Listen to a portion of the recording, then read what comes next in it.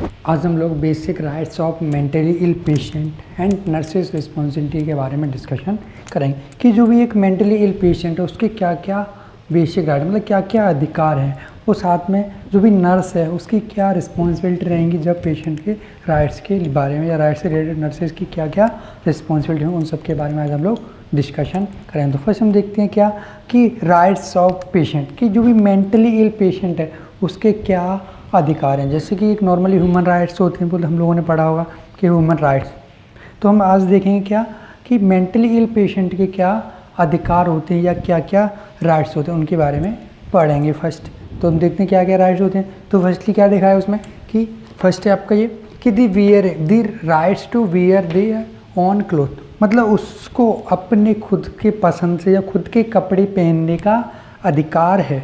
मतलब वो कोई भी मेंटली इल पेशेंट है, अगर वो चाहता है कि नहीं मुझे ये कपड़े पहनने हैं या वो खुद के जो भी उसके पास कपड़े अवेलेबल हैं वो उन्हें पहन सकता है। ऐसा कोई रूल नहीं है कि नहीं आप हॉस्पिटल में एडमिट हो तो आप इस टाइप के कपड़े नहीं पहनोगे या इसके पहनोगे, ऐसा कोई भी नहीं है। मतलब उन्हें खुद से अपने कपड़े पहनने का क्या हुआ राइट्स है, अधिकार होता है। सेकंड हम देखते हैं क्या है कि the rights to have individual store space for their private use, मतलब उनको अधिकार है उनको एक स्पेस प्रोवाइड किया जाए, क्या किया जाए स्पेस प्रोवाइड किया जाए, कोई लॉकर फैसिलिटी प्रोवाइड किया जिससे वो अपनी कुछ भी प्राइवेट चीज़ को स्टोर कर सके। मतलब उन्हें कुछ भी चीज़ स्टोर करने के लिए स्पेस प्रोवाइड करना चाहिए जिससे अपनी वो प्राइवेट चीज़ को क्या कर सकते हैं स्टोर कर सकते हैं। मतलब उन्हें एक अधिकार है अपनी किसी भी पर्सनल या प्राइवेट चीज़ को स्टोर करने का।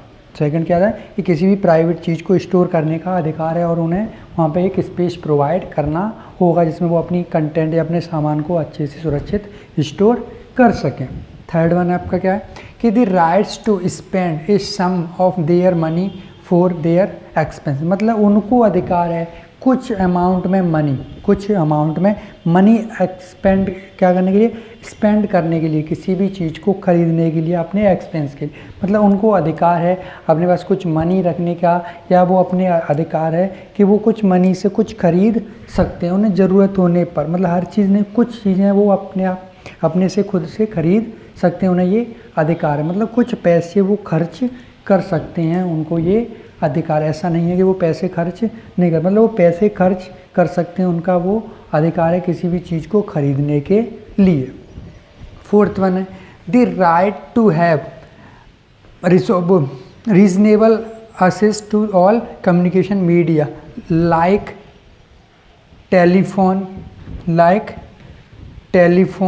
Letter writing and mailing. मतलब उनको अधिकार है कम्युनिकेट करने पर रीज़नेबल, अगर रीज़न है, ऐसा नहीं कि कभी मन किया कॉल किया बात करना नहीं, मतलब कहीं ना हाँ लग रहा है हम लोगों को कि हाँ उसके पीछे बात करने के पीछे या उसे कम्युनिकेट करने के पीछे कोई ना कोई रीज़न है, तो उस अवस्था में हम क्या कर सकते हैं, उसको अधिकार है टेलीफोन यूज़ करने का, मीडिया में टेलीफोन यूज़ करने का, मेल करने का या लेटर सेंड करने का, लेटर राइटिंग का अधिकार है। मतलब अगर हमें लगता है कि हाँ कि पेशेंट को ज़रूरत है, उसका बहुत बड़ा इम्पोर्टेंट वर्क है या बहुत ही रीज़नेबल है, उस कंडीशन में वो क्या कर सकता है कॉल कर सकता है और टेलीफोन से, या लेटर लिख सकता है या मेल करने का अधिकार है कम्युनिकेट करने के लिए, अपना मैसेज इन्फॉर्मेशन भेजने के लिए, और जब भी रीज़नेबल होने पर, ऐसा नहीं कि कभी भी कुछ भी।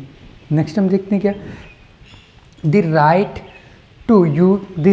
To see visitor every day, मतलब right to see visitor every, अगर उससे मिलने के लिए कोई भी आता है तो उसको अधिकार है उन्हें देखने का। ऐसा नहीं कि वो उनको नहीं देख सकता, तो वो अपने विजिटर या फैमिली मेम्बर्स को क्या रेगुलरली या पर डे या डेली में वो उनको देख सकता है या देखने का अधिकार है। मतलब ऐसा नहीं है कि अगर उसके फैमिली मेम्बर कोई आ रहे हैं तो उसे उनसे मिलने या देखने नहीं दिया, बट वो उनको देख सकता है या उसके फैमिली मेम्बर उसको देख सकते हैं। नेक्स्ट है the right to hold civil service status, वो क्या कर सकते हैं होल्ड कर सकते हैं सिविल सर्विस स्टेटस को, उनको अधिकार है। अगर वो अपनी सिविल सर्विस स्टेटस को क्या कर सकते हैं होल्ड करके रख सकते हैं, उनको ये अधिकार। जैसे कहीं ना कहीं किसी को कोई भी जॉब है, वो कहीं ना कहीं मेंटली इल हो गया तो वो अपनी जॉब को होल्ड करके रख सकता है जब तक वो ट्रीट नहीं, अगर वो नॉर्मल हो जाएगा तो फिर से वो अपनी जॉब को कंटिन्यू कर सकता है किसी भी सिविल सर्विस को। नेक्स्ट है the right to refuse ECT। अगर उसको नहीं लेना है ECT तो वो नहीं मना कर सकता है, मतलब उसको अधिकार है, हम उसको फोर्सफुली इलेक्ट्रोकन्वल्सन थेरेपी प्रोवाइड नहीं कर सकते कोई भी नर्स या कोई भी हॉस्पिटल में। अगर वो मना करता है पेशेंट, तो अगर वो कुछ नहीं बोलता तो हम उसे अप्लाई कर सकते हैं। अगर उसने ऑब्जेक्शन लिया कि नहीं मुझे ECT नहीं चाहिए, तो हम उसे फोर्सफुली ECT प्रोवाइड नहीं कर सकते मेंटली इल पेशेंट को। नेक्स्ट है लास्ट वन है the right to manage and dispose of property. उसको अधिकार है अपनी प्रॉपर्टी को मैनेज करने का और उसको डिस्पोज करने का। मतलब ऐसा कोई नहीं कि वो अपनी प्रॉपर्टी को मैनेज करने के लिए किसी को हायर कर सकता है, जो अपनी प्रॉपर्टी को डिस्पोज कर सकता है उसको ये राइट्स है। ऐसा नहीं है कि उसको ये राइट्स नहीं, तो उसको राइट्स है अपनी प्रॉपर्टी को मैनेज करने के लिए किसी को भी हायर करके उसकी देख रेख करने के लिए रख सकता है और उसको एक्सपोज कर सकता है, उसको ये अधिकार है। तो ये कुछ मेंटली पेशेंट के अधिकार है कि वो अपने मन से कुछ भी पहन सकते हैं। उनके लिए एक स्टोरेज अवेलेबल होना चाहिए जिसमें वो अपनी पर्सनल चीज़ों को रख सकें। और देन क्या कर सकते हैं, वो अपने फैमिली मेम्बर्स जो भी विजिटर हैं उनसे मिल देख सकते हैं। नेक्स्ट वो कुछ पैसे खर्च कर सकते हैं कुछ चीज़ों को ख़रीदने के लिए। नेक्स्ट अगर वो कोई भी सर्विस कर रहे हैं सिविल सर्विस तो उसको होल्ड कर सकते हैं। देन क्या है कि कहीं ना कहीं वो अपनी प्रॉपर्टी को क्या कर सकते हैं, मैनेज कर सकते हैं और एक्सपोज कर सकते हैं। देन अगर वो ECT नहीं लेना चाहते तो उसके लिए वो मना कर सकते हैं, तो हम उसे फोर्सफुली ECT प्रोवाइड नहीं कर सकते। देन वो कम्युनिकेशन के लिए कुछ कुछ टेलीफोन वगैरह टेलीफोन या कुछ कम्युनिकेशन के लिए वो टेलीफोन लेटर या मेलिंग का यूज़ करके रीजनेबल कम्युनिकेशन के लिए वो इन चीज़ों का यूज कर सकते हैं। तो ये कुछ राइट्स होते हैं किसके, मेंटली इल पेशेंट के। तो ये उन चीज़ों को हमें मिलना चाहिए। तो नेक्स्ट हम देखते हैं नर्सेस रिस्पॉन्सिबिलिटी। अगर पेशेंट की राइट्स हैं तो नर्सेस की उस समय क्या रिस्पॉन्सिबिलिटी रहेगा पेशेंट को राइट्स से रिलेटेड। तो क्या रहेगा, फर्स्ट रहेगा टू प्रोटेक्ट पेशेंट राइट। तो फर्स्ट क्या करना है कि जो भी राइट्स हैं पेशेंट के उनको क्या करना है, प्रोटेक्ट करने की कोशिश करना है। मतलब ऐसा नहीं कि उसके राइट्स का कोई भी प्रोटेक्शन ना हो, उसके राइट्स को तोड़ा जाए, उनको ब्रेक नहीं करना। तो फर्स्ट क्या करना है, protect to patient rights. Next क्या है कि उसको उसके बारे में जो भी राइट्स हैं उनके बारे में उन्हें अच्छे से अवेयरनेस होना चाहिए कि nurse should be aware this rights. मतलब उसके जो राइट्स हैं उनके बारे में उसे क्या होना चाहिए, नॉलेज होना चाहिए कि पेशेंट के क्या क्या राइट्स हैं और किस तरह से उन्हें मिलना चाहिए। नेक्स्ट वन क्या है, she should ensure that ward procedure. तो वो शी शुड इंश्योर, वो इंश्योर करे कि वार्ड में किस तरह का प्रोसीजर चल रहा है, कोई प्रॉब्लमेटिक तो नहीं है, अगर हो रहा है तो उसे सॉल्यूशन निकालने की कोशिश करना है। मतलब वार्ड की जो भी प्रोसीजर है उसके बारे में अच्छे से पता रखना है। नेक्स्ट पेशेंट के जो राइट्स हैं उनके बारे में डिस्कशन करना है कि इससे मेंटल हेल्थ टीम से कि वो उनको राइट्स देना चाहिए, उसके लिए क्या क्या करना है क्या नहीं करना, उस सब के बारे में डिस्कशन करना है नर्स को किसी मेंटल हेल्थ टीम थे। तो ये कुछ नर्सेस की रिस्पॉन्सिबिलिटी है किसके लिए, पेशेंट की जो राइट्स हैं उनकी केयर करने के लिए। तो क्या क्या है, तो फर्स्ट तो प्रोटेक्ट करना है उसको।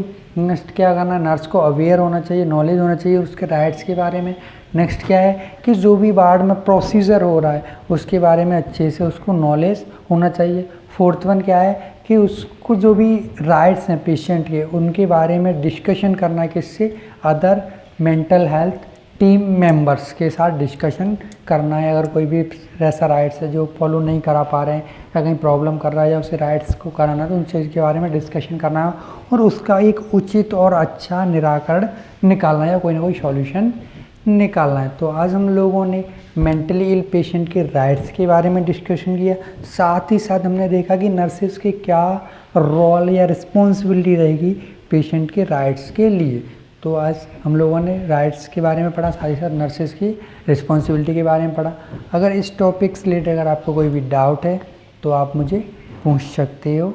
Thank you.